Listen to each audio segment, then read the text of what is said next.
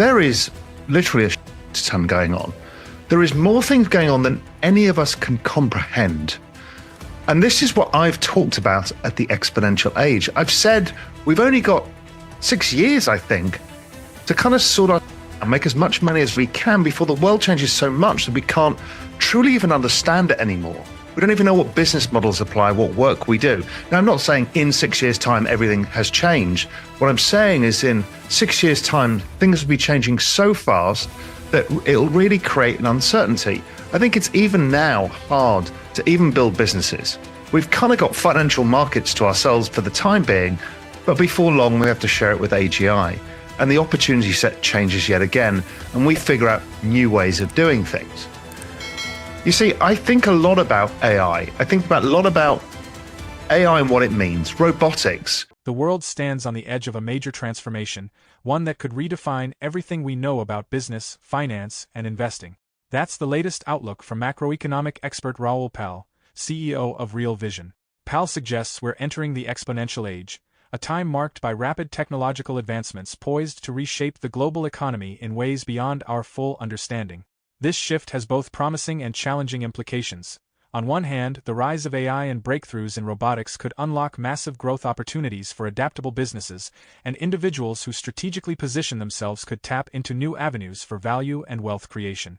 On the other hand, this technological acceleration could disrupt entire industries, rendering many traditional business models and job roles obsolete. Stick around until the end of the video to hear Pal's take on how these advancements are set to change everything. Stop, you don't have time. Don't miss out this 2025 bull run. Educate yourself first ahead of the crowd. We have created the ultimate step-by-step crypto cheat guide that will guide you this bull run. Unlock the secrets of crypto and make smarter investments today. Now by clicking on the link below to get your exclusive copy just under $10. I'm going to give you some of my thoughts, how I'm seeing things in the exponentialist playing out in this world, because as ever, David and I say the same thing over and over and over again. It's moving really, really fast. It's moving beyond anybody's comprehension of how things are happening. So firstly, exponentialists, we talk about in markets, we're just in the start of the banana zone. That works for crypto, it works for technology. So overall, the portfolio's in a kind of set it and forget it phase where it should start to really perform well. We'll see how that plays out over the next 2-3 months. I think it should be a very strong period because liquidity is on tap. The Chinese are printing money, and the central banks are cutting rates. Most of them should join in. So we should getting exactly the picture that we've been looking for, that the Everything Code has been giving us. For those of you who are pro-macro investors, you'll know everything about the Everything Code. So what is interesting to me right now, I think a big thing, I wrote about it on Twitter and I'm not sure, well, I was interested in the response, which is that people are still not using GPT fully. So the new voice mode, advanced voice mode came out last week. The current ChatGPT, so in fact, I can probably show you the current one. Let's see how this works. Let me just ask it a question. Hey, wonder if you can help. Got it. Are you referring to a device taking a while to boot up or something else in particular? Yeah, I'm trying to figure out, do you know my thesis around the exponential age? Yes, you're deeply focused on the exponential age and how rapid technological change will transform industries, economies, and even human experience. From what I gather, your thesis revolves around how technologies like AI, blockchain, robotics, and biotech will disrupt legacy systems at an accelerating pace. This shift is going to create exponential opportunities, and understanding these trends early can offer massive advantages in investing and business. You often tie this into macroeconomic frameworks, seeing technological adoption curves as similar to financial cycles, with inflection points driving exponential returns. You also highlight how decentralized networks and AI will fundamentally reshape finance, governance, and societal structures. Is that the direction you're thinking, or am I missing a key part? No, that was perfect. Thank you. When you look at all of these technologies together, I think it's more than Metcalfe's law. It's more like Reed's law. Can you explain what Reed's law is in context of this? Exactly. Reed's law is a great framework for thinking about this. Reed's law, proposed by David P. Reed, suggests that the utility of large networks, particularly social networks, scales exponentially as they allow for the formation of smaller groups within the network. Essentially, it says that the value of a network isn't just based on the number of connections, as in Metcalfe's law, which looks at network effects based on connections between individuals, but it grows exponentially as it enables group formation and collaboration. In the context of the exponential age, Reed's law applies to how various exponential technologies like AI, blockchain, and decentralized systems work together in networks and create new possibilities that multiply far beyond linear growth. These technologies allow smaller, highly efficient networks or ecosystems to form within larger ones, increasing the overall network's value by orders of magnitude. For example, blockchain doesn't just connect people, it enables decentralized financial systems, governance structures, and even DAOs. Okay. If that doesn't blow your mind, then you are made of granite. And that is the old version. The new version is completely fluid. It's so fluid that you can interrupt. It goes, oh, yeah, I get that. And so you can have that natural conversation with it. Obviously, there's also the new reasoning devices, so you can really dig into any topic. I use it for research all the time. I use it for helping manage people at work or even helping manage my wife. It's so useful for psychology stuff. You can get it to write marketing plans, all of that, but just by speaking to it. So that's the breakthrough here. Is it's very painful to be typing all this stuff out, but when you can just speak fluently, you end up with something that's so powerful. It's having, now this new model has an IQ of 120, right? The average human has 110. So everyone says, yeah, it's smart, but not that smart. People are completely misunderstanding. It's a polymath. It has 120 IQ in every single known subject in all of humanity in every language. Yeah, get your head around that. And very soon will be an IQ of 100, 200, 400, 1,000, and it keeps going. So anyway, for you to become an exponentialist, you need to be using these kind of tools. And the new advanced voice mode is something really, really profound. But that's not the only other profound product that I saw that's at mass availability. The other one is the test of Google Notebook LM.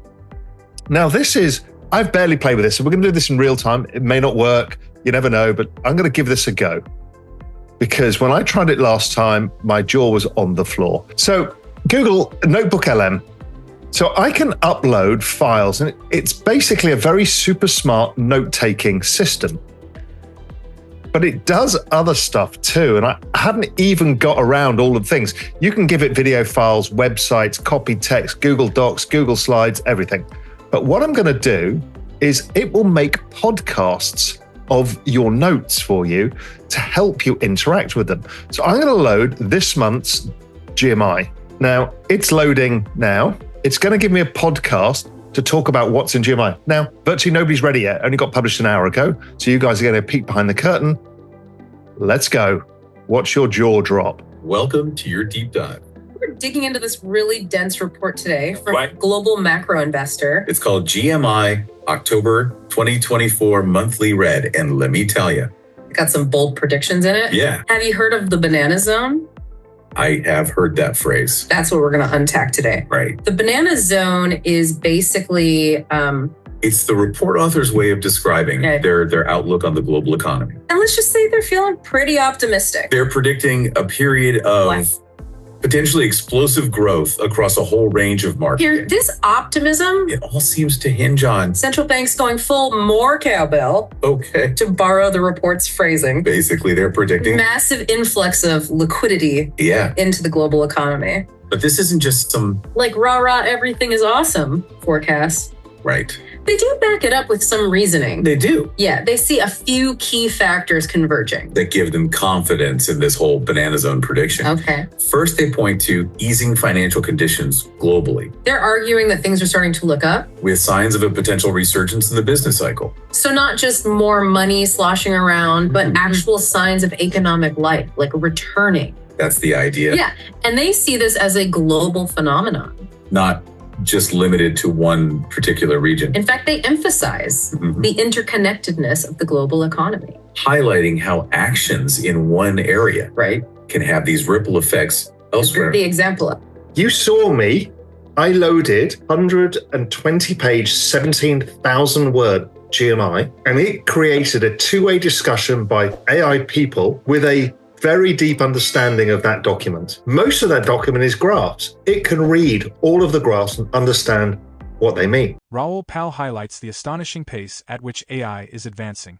Modern AI can handle complex tasks faster and more efficiently than humans, from data processing to generating detailed reports. This allows businesses to automate repetitive work, freeing up time to focus on innovation and creativity. People can take advantage of this shift to boost productivity, learn new skills, and even explore entrepreneurial opportunities that were previously out of reach. Pal believes those who embrace AI tools will stay ahead of the curve, as AI is only in its early stages and will continue to improve, becoming an increasingly integral part of daily life and work.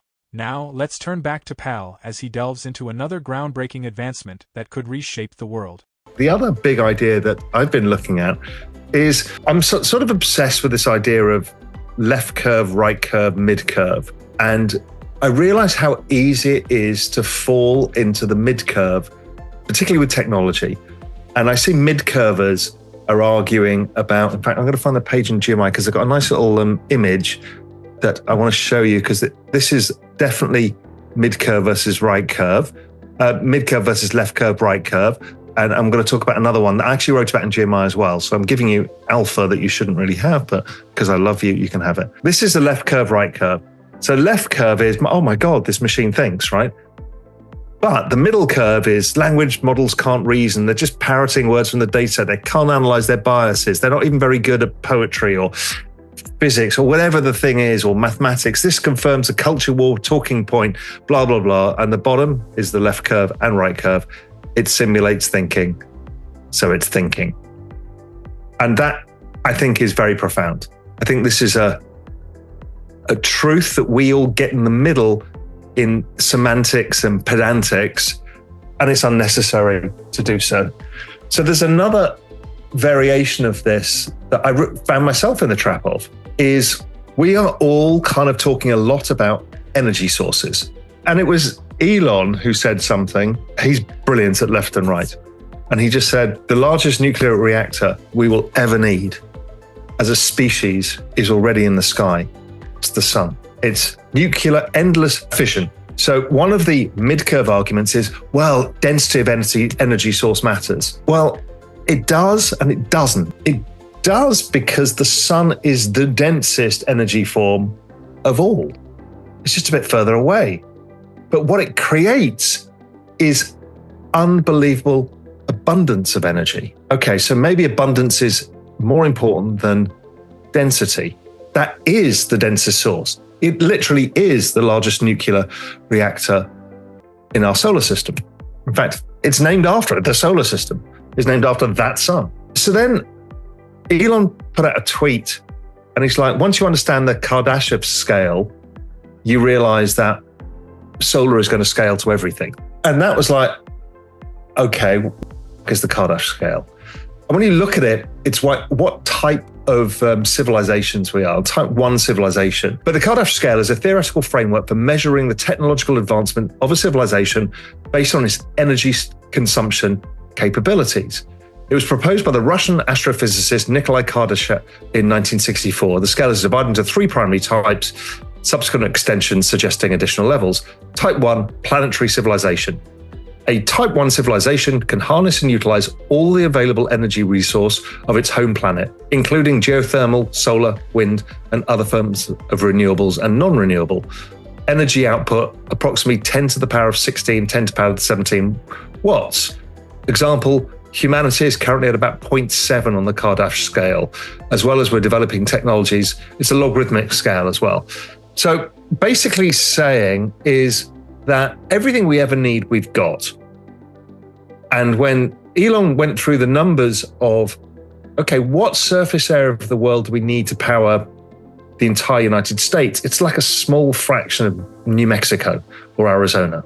And so you realize that when you go live in Elon's mind, you stop using the mid-curve, well, that can't be done, and what about batteries? And you go into the, if physics says it's possible, then it's doable. Anyway, so these are things I like to think about, is it stops us forming narratives based around political opinions or opinions that we hear from others, and forces us to think a little more broadly. And when you find that you're arguing why something can't be true, and yet the laws of physics say it can be true, it's just not been solved yet, you realize you're probably in the middle of the curve. And again, Elon does this a lot, and it's really irritating that he's so good at doing this. I literally don't understand how his brain works. I've never seen anything like it. And, you know, he may be a total dick, but oh my God, his ability to go back to first principles, not in a way that Silicon Valley talks about first principles, but his basic thing is, what does physics say is possible, and work from that. I just find that all very mind-blowing. And talking of the mind-blowing stuff around Elon, obviously we've got the unveiling of what the robo-taxis is, and what else? I mean, Elon says this will be one of the greatest product launches in all history. I have no idea what's up his sleeve. And obviously it won't be ready to go to market because Elon stuff never is. I think it's something to do with the robots, plus the robo-taxis and that kind of AI robot stuff. I mean, don't forget, a lot of people talk about this now, but Elon's Grok 3 is trading on the largest GPU cluster in the world. And Dojo is scaling up for the cars self-driving. So the cars are now, as far as I can see, giving updates every week or 2 weeks.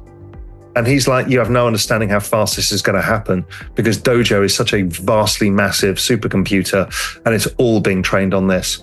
Meanwhile, he's created one of the largest GPU clusters in the world and is scaling that up. It's not fully ramped up yet to train Grok 3. I already use Grok a lot because it covers current things, and you can search Twitter, and it's just very, very good. I mean, I'm mind blown by Grok. Recently, Elon Musk unveiled groundbreaking innovations at Tesla's We Robot event. The fully autonomous RoboVan, which can carry up to 20 passengers, features no visible wheels or steering wheel and has an adjustable height system for rough terrains.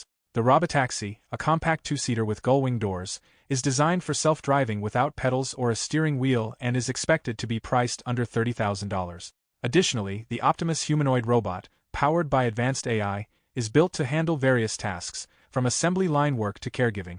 These advancements alone hint at a major shift toward a highly automated world, prompting Raoul Pal to emphasize the importance of understanding these changes while they're still emerging. Staying informed on trends in cryptocurrency, AI, and clean energy can help us make better choices, not only financially but in all aspects of life. In a rapidly evolving world, having the right knowledge is a significant advantage, helping us navigate risks and seize new opportunities as they arise. For more Daily Dose Crypto news, check out these 2 awesome videos on your screen.